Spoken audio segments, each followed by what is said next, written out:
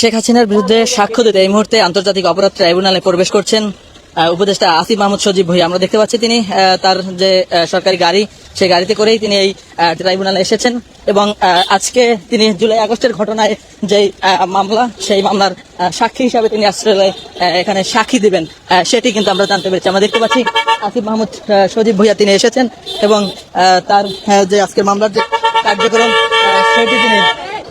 সেটি তিনি পরিচালনা করবেন। দেখতে পাচ্ছেন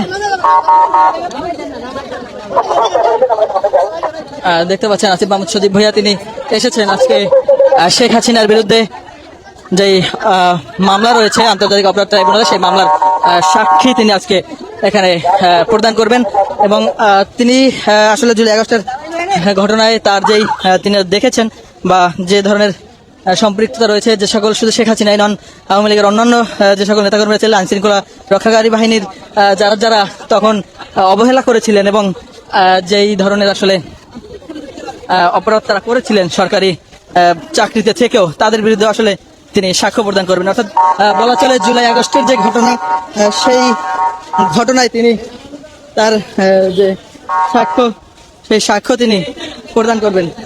দেখতে পাচ্ছেন এই মুহূর্তে তিনি আন্তর্জাতিক অপরাধ ট্রাইব্যুনালে প্রবেশ করেছেন এবং সেখানে প্রবেশ করার পরে তিনি আসলে চিফ প্রসিকিউটরের যে কার্যালয়, সেই কার্যালয়ে তিনি যাবেন। এরপরে তিনি সেখানে যারা প্রসিকিউটর রয়েছেন তাদের সঙ্গে কথা বলবেন। পরবর্তীতে তিনি কোর্টে উঠবেন এবং কোর্টে উঠে তার যে সাক্ষ্য সেটি প্রদান করবেন এবং আন্তর্জাতিক অপরাধ ট্রাইব্যুনাল 1-এ তিনি আসলে তার এই সাক্ষ্য প্রদান করবেন।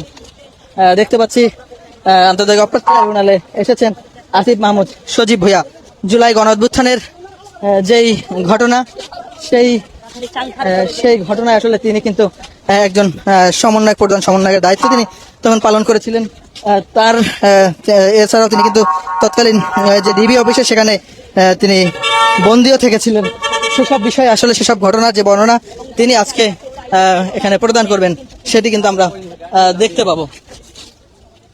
দেখতে পাচ্ছেন তার সঙ্গে তার অফিসিয়াল যে কর্মকর্তারা রয়েছেন তারাও কিন্তু রয়েছেন, তার ব্যক্তিগত কর্মকর্তা অন্যান্যরা রয়েছেন। তিনি এই মুহূর্তে এই চিফ প্রসিকিউটরের যে কার্যালয় রয়েছে আন্তর্জাতিক অপরাধ ট্রাইব্যুনালের, সেই ট্রাইব্যুনালের প্রসিকিউটরের যে কার্যালয়, সেই কার্যালয়ে তিনি এসেছেন। আমরা দেখতে পাচ্ছি প্রসিকিউটর খান মোহাম্মদ তামিম তিনি রয়েছেন, তিনি আসলে এখানে আছেন এবং তিনি তাকে রিসিভ করবেন। এখানে অন্যান্য প্রসিকিউটররা রয়েছেন। আজকে তার সাক্ষীর মধ্যে দিয়ে হয়তো বা এই মামলার সাক্ষ্য গ্রহণ শেষ হতে পারে বলে ধারণা করা হচ্ছে।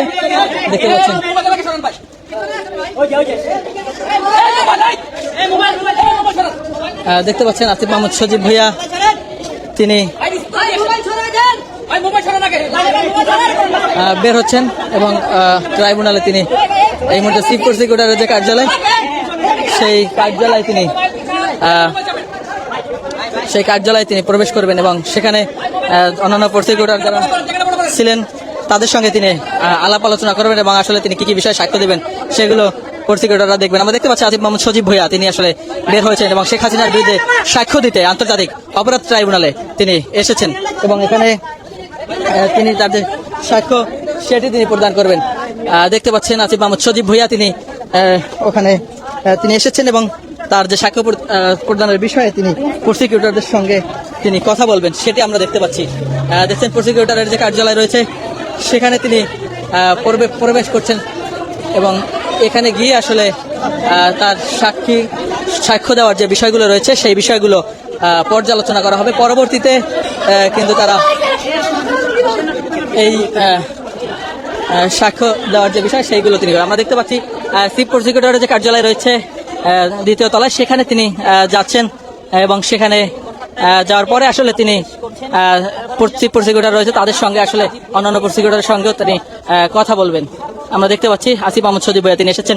জুলাই আগস্ট যে মানবতা বিরোধী যে অপরাধ, সেই অপরাধের মামলায় যে শেখ হাসিনা সহ আওয়ামী লীগ নেতাকর্মী এবং তৎকালীন যে সকল কর্মকর্তারা তখন আইনের তোয়াক্কা না করে,